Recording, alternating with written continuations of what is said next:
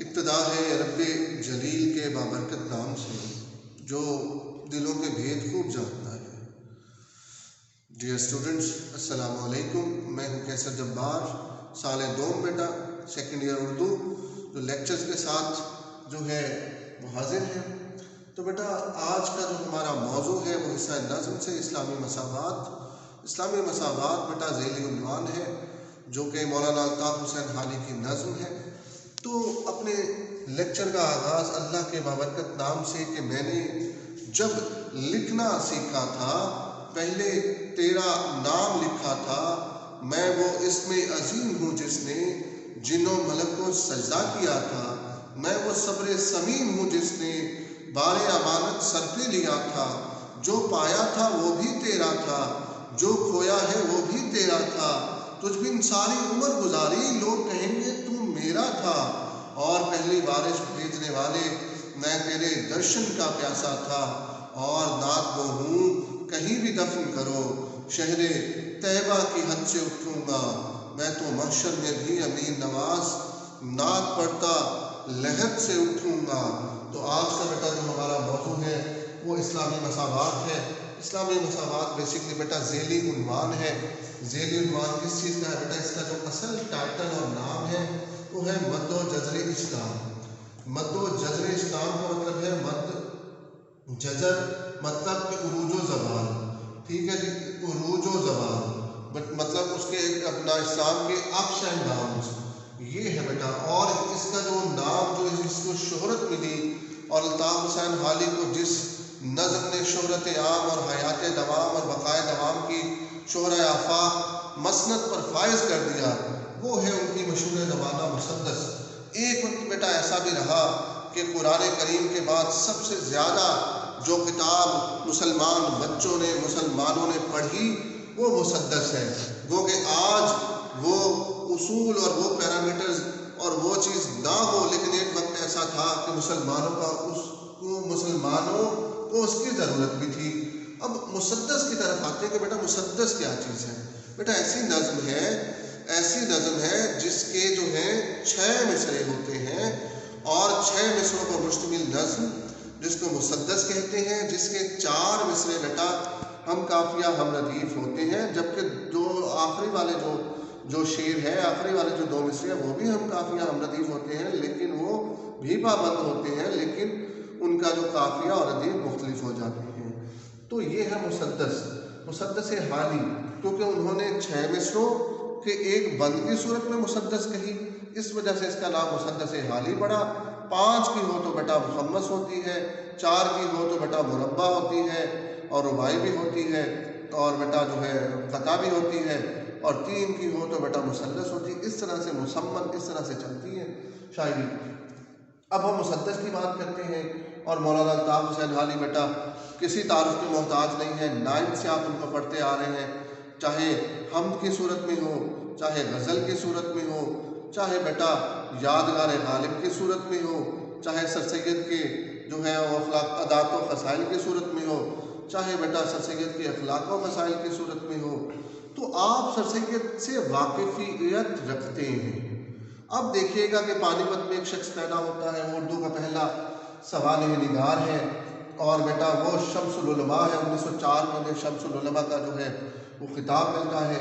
وہ بیٹا اردو کے جو ہے پہلے سوانح نگار کی صورت میں ہے، یادگار غالب کی صورت میں، حیات جاوید کی صورت میں، اور بیٹا جو ہے حیات سعدی کی صورت میں۔ یہ بیٹا ارکان خمسہ میں بنیادی حیثیت کے حامل ہیں، ارکان خمسہ میں بڑے اسٹرانگ پلر کی صورت میں جو ہے ہمارے سامنے آتے ہیں۔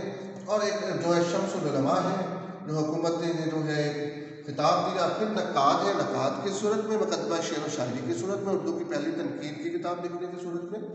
شاعر بیٹا کس صورت میں؟ جستجو کے خوب سے ہے خوب تر کہاں، اب دیکھیے ٹھہرتی ہے جا کر نظر کہاں، اور غالب جب انتقال کر جاتے ہیں تو کہتے ہیں کہ ایک روشن دماغ تھا نہ رہا، شہر میں ایک چراغ تھا نہ رہا۔ تو بہت عظیم شاعر ہے حالی۔ پھر محقق ہیں، محقق بیٹا کس صورت میں؟ محقق آپ دیکھیں کہ انہوں نے مقدمہ شعر و شاعری ہو، بیٹا جدید نظم کی بنیاد ہو، انگریزی لٹریچر ہو، لاہور میں جا کے انجمن پنجاب کے مشاعرے ہوں، ہر صورت میں اپنی جو ہے کریڈٹ اصلاحی اور ملی اور مذہبی جذبے سے سرشار تھے، وہی چیز ان کی بیٹا شاعری میں جھلک کر امٹ کر سامنے آتی ہے، وہی چیز ہمیں نظر آتی ہے اور وہ دکھائی دیتی ہے۔ اچھا بیٹا ایشو ہے بیسک، ہر چیز کا بیٹا یوں ہی بے سبب نہیں ہے، یہ اداس پھرنا، یہ کسی سے کچھ نہ کہنا یوں ہی بے سبب نہیں ہے، کوئی ثانیہ تو ہوگا۔ بس ایک پردہ بیٹا، حادثہ وہ کہتے ہیں وقت کرتا ہے پرورش برسوں، حادثہ ایک دن میں نہیں ہوتا۔ مطلب کہ یہ Newton's third law of motion action کا ریئیکشن ہے۔ مثلا ایکشن کا ریئیکشن کیا؟ دمشق کو جب تحقیق کیا گیا، جب تباہ و برباد کیا گیا، تو ایک لٹریچر والا، ایک حساس شخص سعدی نہ رہ سکے۔ کس چیز سے نہ رہ سکے؟ دمشق جب برباد ہوا، خون کی ہولی کھیلی گئی، تو سعدی نے کیا لکھا؟ مرثیہ لکھا۔ سعدی نے مرثیہ لکھے، دمشق کے اجڑنے کے مرثیہ لکھے۔ اور ایسے ہی جب اندلس یا اندلس یا اسپین جو ہے مسلمانوں کی خون کی ہولی کھیلی گئی، مسلمانوں کو وہاں سے دربدر کیا گیا، نکالا گیا، تو عرب شعراء نے کیا کیا؟ مرثیے لکھے۔ اس کے مرثیے لکھے؟ اندلس کے اجڑنے کے عرب شعراء نے مرثیے لکھے۔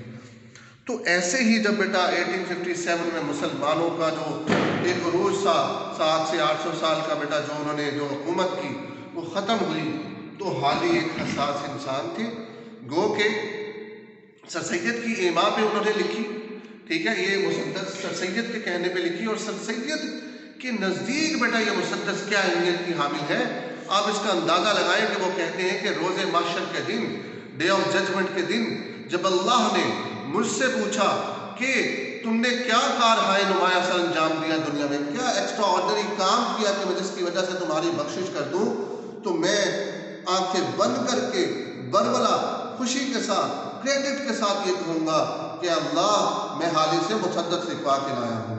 مطلب وہ اس کو اپنا توشہ آخرت سمجھتے تھے، وہ اس کو اپنا کریڈٹ سمجھتے تھے، اپنے لیے جو ہے وہ جو اپنے لیے بخشش کا سامان سمجھتے تھے۔ تو یہ ہے بیٹا جو تھا سر سید کے نزدیک۔ تو یہ ہے ربائی۔ اگر آپ دیباچہ پڑھیں بیٹا، دیباچہ کس چیز کا؟ دیباچہ اگر مسدس حالی کا پڑھیں گے اسلامی مساوات کا، تو یہ ربائی سے وہ آغاز کرتے ہیں۔ اور ربائی ہے کیا؟ یہ آپ سب کو زبان زد عام ہونی چاہیے، یہ یاد ہونی چاہیے۔ اس میں بیٹا ٹاپک ہے، اس میں مطلب پستی کا کوئی حد سے گزر نہ دیکھے، پستی کا کوئی یعنی کہ اپس اینڈ ڈاؤنس، پستی کا کوئی حد سے گزر نہ دیکھے، اسلام کا گر کر نہ ابھر نہ دیکھے، مانے نہ کبھی کہ مد ہے ہر جزر کے بعد، دریا کا ہمارے